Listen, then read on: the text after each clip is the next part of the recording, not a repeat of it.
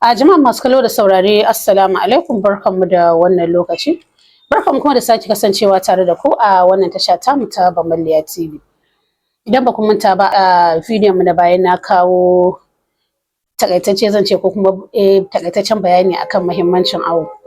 Inda muka kawo kaɗan daga cikin muhimmancin zuwa awo da kuma illolin rashin zuwa awo. Idan ba ku manta ba mun yi bayani akan abubuwan da suke haddasa ciwon zuciya ga mata masu juna biyu yayin renon ciki. A da muna ganin cewa kaman mutanen karkara za a ce sun fi rashin tura matansu zuwa wajen awo. Amma sai gashi a wannan lokacin ma hatta mutanenmu idan na ce mutanenmu ina nufin cikin gari ma birni ya kasance akwai mutanen da ba sa tura matansu zuwa awo. Wanda ba mu san dalilansu ba, wasu sun bayyana dalilansu. Duk da wani dalilin zaga ba wani dalilin a duba ba ne.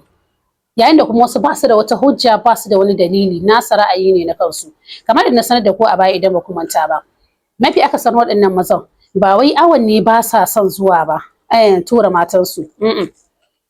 Babban matsalansu shine abin nan da za su kashe a lokacin da matarsu za ta rinka zuwa awon ciki.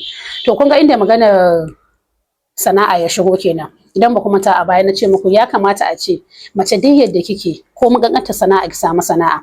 Idan kina da abin da zaki dogaro da kanki, idan ya san cewa tabbas ba wai kin dogara da kanshi akan shi bane kadai, in Allah ya da ba za ki dinga samun wasu matsaloli ta fannin zamantakewan auren ki ba. A yanzu maza da dama suna da wannan matsalar na ɗawainiya da iyali. Ba kowa yake mai da hankali wurin ɗawainiya da iyalin shi ba. To sannan ke ki sani lafiyan ki ce. A lokacin da ki samu matsala, bai da wata damuwa. In ma ki rasa rayuwanki ne, in ma menene to zai je ya auri wata. Shikenan an wuce gurin. Da kamar da na sanar da ku a baya, waɗannan mun fa samun matsalolin nan ga yara 'yan shekara 17 zuwa 18, waɗanda yawanci za ku ga lokacin haihuwarsu ta farko ne, saboda ba su da ilimin me ya kamata su yi, ko da a ce ba su je wurin awo ba. Ba su san me ya kamata su yi ba, rainon cikin na farko kenan. Ba su san me ya kamata su ci ba, ba su san da za su kula da jinjirin nasu ba da ke cikin cikinsu, rainon dai ciki kawai dai. To saka ga amma an fi samun matsalar nan a waɗannan yaran ƙanana.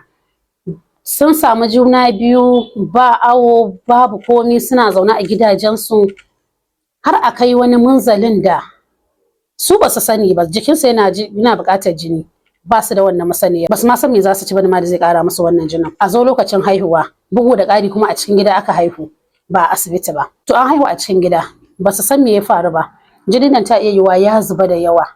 Ba a san adadin jinin da ke jikin ita wannan mai haihuwan ba, bare a san jinin da ya zuba tana buƙatar ƙarin wani, ba ta da buƙata. Sannan kuma bugu da ƙari za a zo a dinga wankan ruwan zafi. Yanzu da dama masana sun sha mana jan hankali akan wankan ruwan zafin nan da muke yi. Muna illata kanmu da kanmu. An kai wani munzalin, an kai wani zamanin da wankan ruwan zafi dole a rage shi saboda hawan jini da wasu abubuwa. To za ku ga ba wannan ilimin, ba wani masaniya, an je ana ta abubuwa ga suna. Wannan maganar da nake ba fa ina muku magana akan karkara bane. Yanzu haka wannan abin ma a birnin namu ma yana faruwa.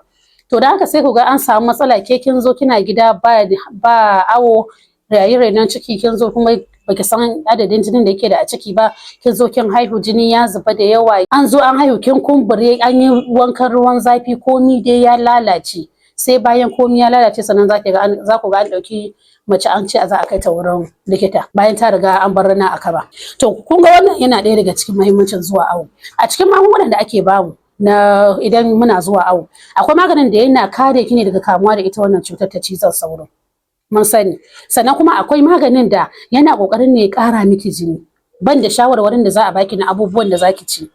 Akwai maganin da kuma yana ƙoƙarin ne ya ƙara ma ɗan nan da yake cikin cikin ki ƙwarin ƙashi.